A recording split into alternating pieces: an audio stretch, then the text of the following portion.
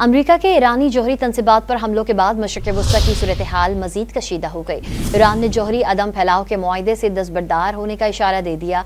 ईरानी parliament की खारजा policy committee के सरबराह ने वाज़ेह कर दिया है कि ईरान के पास जौहरी अदम फैलाव के मुआहदे से दस्तबरदार होने का कानूनी हक है।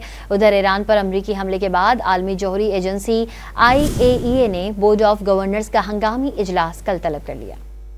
अमरीका के ईरानी जौहरी तनसीबात पर हमलों के बाद मशरिक़ वुस्ता की सूरत हाल मजीद कशीदा हो गई।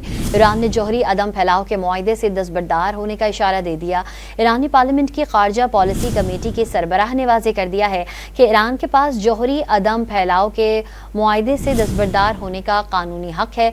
उधर ईरान पर अमरीकी हमले के बाद आलमी जौहरी एजेंसी IAEA ने बोर्ड ऑफ गवर्नर्स का हंगामी इजलास कल तलब कर लिया। अमरीका के ईरानी जौहरी तनसीबात पर हमलों के बाद मशरिक़ वुस्ता की सूरत हाल मजीद कशीदा हो गई। ईरान ने जौहरी अदम फैलाव के मुआहदे से दस्तबरदार होने का इशारा दे दिया।